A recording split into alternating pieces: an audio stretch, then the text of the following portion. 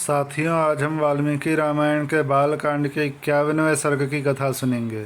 इस सर्ग में शतानंद जी ने अपने माता पिता का समाचार पूछा है विश्वामित्र जी से, और फिर उन्होंने श्री राम जी को विश्वामित्र जी की कथा सुनानी आरंभ की है। विश्वामित्र जी के अपने राज्य से विचरते विचरते वशिष्ठ जी के आश्रम में पहुंचने का वृत्तांत इस सर्ग में आया है। तो चलिए 51वें सर्ग की कथा शुरू करते हैं। श्री सीतारामचंद्राभ्यां नमः। श्रीमद् वाल्मीकि रामायणं बालकांडम 51 सर्गः।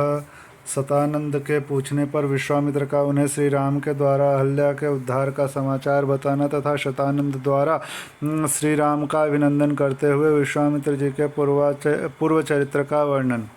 परम बुद्धिमान विश्वामित्र जी की यह बात सुनकर महातेजस्वी महातपस्वी शतानंद जी ने के शरीर में रोमांच हो आया। वे गौतम के ज्येष्ठ पुत्र थे।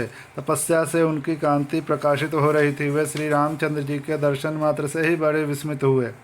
उन दोनों राजकुमारों को सुखपूर्वक बैठे देख शतानंद ने मुनिश्रेष्ठ विश्वामित्र जी से पूछा, मुनिप्रवर, मेरी यशस्विनी माता अहल्या बहुत दिनों से तपस्या कर रही थी। क्या आपने राजकुमार श्री राम को उनका दर्शन कराया? क्या मेरी महातेजस्विनी एवं यशस्विनी माता अहल्या ने वन में होने वाले फल फूल आदि से समस्त देहधारियों के लिए पूजनीय श्री रामचंद्र जी का पूजन आदर सत्कार किया था? महातेजस्वी मुने, क्या आपने श्री राम से वह प्राचीन वृत्तांत कहा था जो मेरी माता के प्रति देवराज इंद्र द्वारा किए गए छल कपट एवं दुराचार द्वारा घटित हुआ था? मुनिश्रेष्ठ कौशिक, आपका कल्याण हो। क्या श्री रामचंद्र जी के दर्शन आदि के प्रभाव से मेरी माता शाप मुक्त हो पिताजी से जा मिली? कुशिक नंदन, क्या मेरे पिता ने श्री राम का पूजन किया था? क्या उन महात्मा की पूजा ग्रहण करके ये महातेजस्वी श्री राम यहाँ पधारे हैं? विश्वामित्र जी, क्या यहाँ आकर मेरे माता पिता द्वारा सम्मानित हुए श्री राम ने मेरे पूज्य पिता का शांत चित्त अभिवादन किया था? शतानंद का यह प्रश्न सुनकर बोलने की कला जानने वाले महामुनि विश्वामित्र ने बातचीत करने में कुशल शतानंद को इस प्रकार उत्तर दिया। मुनिश्रेष्ठ, मैंने कुछ उठा नहीं रखा है। मेरा जो कर्तव्य था उसे मैंने पूरा किया। महर्षि गौतम से उनकी पत्नी अहल्या उसी प्रकार जा मिली हैं जैसे भृगुवंशी जमदग्नि से रेणुका मिली है। बुद्धिमान विश्वामित्र की यह बात सुनकर महातेजस्वी शतानंद ने श्री रामचंद्र जी से यह बात कही। नरश्रेष्ठ, आपका स्वागत है। रघुनंदन, मेरा अहोभाग्य है जो आपने किसी से पराजित न होने वाले महर्षि विश्वामित्र को आगे करके यहाँ तक पधारने का कष्ट उठाया।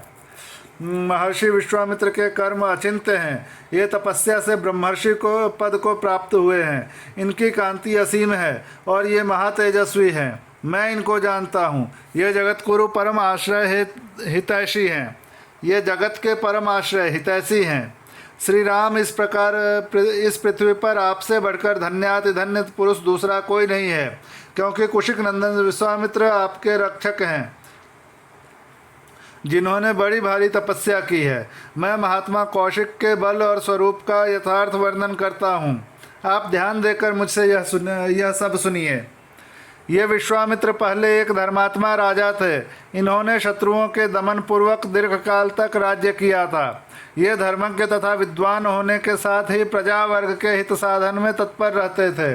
प्राचीन काल में कुश नाम से प्रसिद्ध एक राजा हो गए हैं। वे प्रजापति के पुत्र थे। कुश के बलवान पुत्र का नाम कुशनाभ हुआ। वह बड़ा ही धर्मात्मा था। कुशनाभ के पुत्र गाधी नाम से विख्यात थे। उन्हीं गाधी के महातेजस्वी पुत्र ये महामुनि विश्वामित्र हैं। महातेजस्वी राजा विश्वामित्र ने कई हजार वर्षों तक इस पृथ्वी का पालन किया तथा राज्य का शासन किया। एक समय की बात है, महातेजस्वी राजा विश्वामित्र सेना एकत्र करके एक अक्षौहिणी सेना के साथ पृथ्वी पर विचरने लगे। वे अनेकानेक नगरों, राष्ट्रों, नदियों तो बड़े बड़े पर्वतों और आश्रमों में क्रमशः विचरते हुए महर्षि वशिष्ठ के आश्रम पर आ पहुँचे, जो नाना प्रकार के फूलों, लताओं और वृक्षों से शोभा पा रहा था।